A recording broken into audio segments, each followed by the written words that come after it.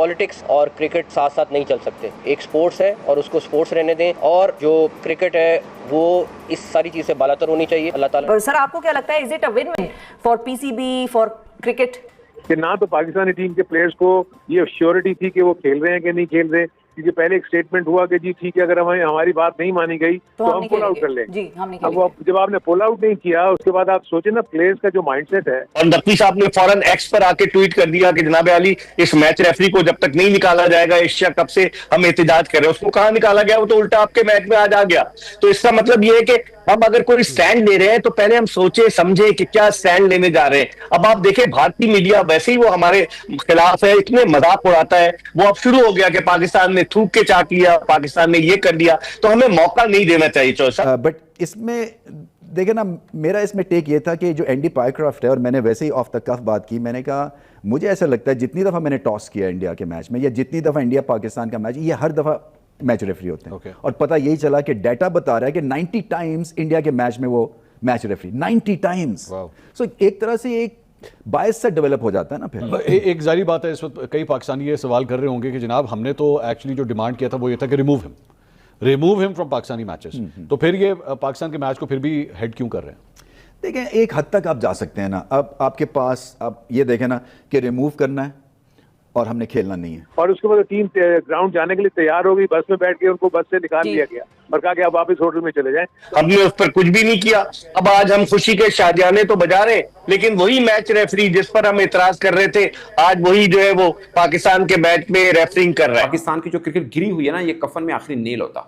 ये मैं आपको बता रहा हूँ, इतना बुरा पाकिस्तान ने फंसना था। ये खुद पाकिस्तान के जो अपने इन मामलों को देखते हैं उनकी भी ये राय थी। इसलिए नदम सेठी साहब और रमीज़ आसमानी ने कहा क्या बात कर रहे हैं आप, बाइकआउट सोचना भी नहीं है, तो फिर हमें माली नुकसान होता।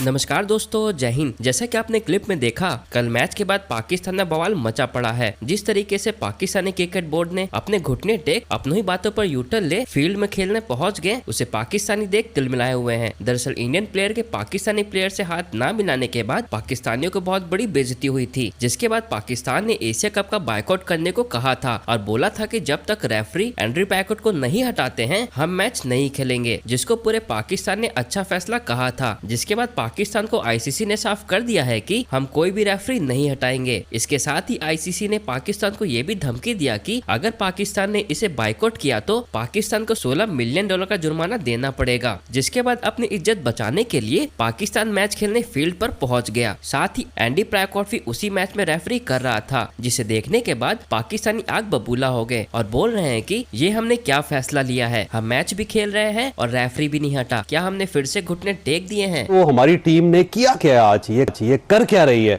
और दूसरा, सारा दिन अगर हमने एक स्टैंड लिया हुआ था तो फिर हमें उस स्टैंड से पीछे हटने की क्या जरूरत थी? जरा रोशनी डालिएगा। और जहां तक आपने टीम की बात की, कारकर्दगी की, टीम की कारकर्दगी जवाल की तरफ गामजन है।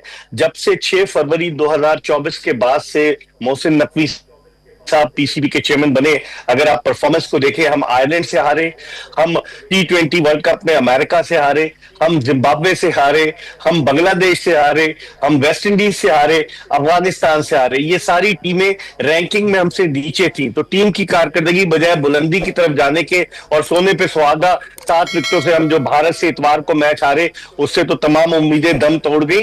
टीम की कारकर्दगी जो है वो बड़ी मायूस कुन है, पैथेटिक है। 9 जून को गुज़िश्ता बरस नकवी साहब ने जब पाकिस्तान इंडिया से हारा था 5 या 6 रन से, तो कहा था सर्जरी होगी, लेकिन कोई सर्जरी नहीं हुई। वही लोग हैं, वही टीम है। अब जहां तक आते कि आज जो हुआ, ये 4 दिन से मामला चल रहा है। इतना तजस्सुस और इतना ज्यादा हाइप बनाई गई थी, और हमने कुर्बानी का बकरा किसको बनाया? वो एंडी पाइक्रॉफ्ट को, जिसका ताल्लुक जिम्बाब्वे से है, जो मैच रेफरी है। दरअसल हमें जाना चाहिए था, ठीक है उसने गलत किया, उसको पूछना चाहिए था, लेकिन चौधरी साहब हमें सूर्या कुमार यादव के पीछे जाना चाहिए था, जिसने आईसीसी के कोड ऑफ कंडक्ट की खिलाफ वर्जी की। उसने आईसीसी के एसीसी के प्लेटफॉर्म को सियासी मकासद के लिए इस्तेमाल किया, लेकिन हमने उस पर कुछ भी नहीं किया। अब आज हम खुशी के शादियाने तो बजा रहे, लेकिन वही मैच रेफरी जिस पर हम एतराज कर रहे थे, आज वही जो है वो पाकिस्तान के मैच में रेफरिंग कर रहा है। तो असल में हुआ क्या? अगर हमने ये स्टैंड लेना था तो फिर इसको वापस हमने क्यों कर लिया? और अगर हमने इस रेफरी को कबूल करना था तो हमें पे इस लेवल पे जाने की ज़रूरत क्या थी? मिसकैलकुलेशन है, गलती है, या फिर कुछ समझ नहीं आ रही मुझे, क्या सवाल करूं आपसे? ये मुझे भी समझ में नहीं आ रही चौधरी साहब, ये इतनी बड़ी गलती है। या तो मुशीरों ने सही मशवरा नहीं दिया और नकवी साहब ने फौरन एक्स पर आके ट्वीट कर दिया कि जनाब अली इस मैच रेफरी को जब तक नहीं निकाला जाएगा एशिया कप से हम एहतजाज कर रहे हैं। उसको कहां निकाला गया? वो तो उल्टा आपके मैच में आज आ गया। तो इसका मतलब ये है कि हम अगर कोई स्टैंड ले रहे हैं तो पहले हम सोचे समझे कि क्या स्टैंड लेने जा रहे हैं। अब आप देखें भारतीय मीडिया वैसे ही वो हमारे खिलाफ है, इतने मजाक उड़ाता है। वो अब शुरू हो गया कि पाकिस्तान ने थूक के चाट लिया, पाकिस्तान ने ये कर लिया। तो हमें मौका नहीं देना चाहिए चौधरी साहब। माशाल्लाह मोहसिन नकवी साहब समझदार आदमी है, वफाकी वजीर दाखिला है, खुद टीवी चैनल चलाते रहे। तो उनके जो मुशीर उन्हें मशवरे दे रहे थे वो गलत मशवरा दिया है मेरी नाकिस राय में। लेकिन हो सकता है कि शायद इसकी बेहतरी हो। लेकिन आईसीसी ने भी तो आपको लॉलीपॉप दिया है ना। उन्होंने आज कहा कि जी आईसीसी इंक्वायरी करेगी। किस बात की इंक्वायरी करेगी? सारी वीडियो आपके सामने है, सूर्या कुमार यादव क्या कह रहा है। और फिर उसकी इंडोर्समेंट भारतीय क्रिकेट बोर्ड ने भी की कि जी उसने हमारा मौक़िफ़ बयान किया। तो आप इंक्वायरी के चक्कर में क्यों पड़े? आप चाहिए आपको उसके ऊपर पाबंदी लगाए। आईसीसी का जो कोड ऑफ कंडक्ट का रूल 21.1.1 कहता है चौधरी साहब कि सियासी प्लेटफॉर्म पर इसको सियासी मकासद के लिए हमारे प्लेटफॉर्म को इस्तेमाल नहीं किया जाएगा।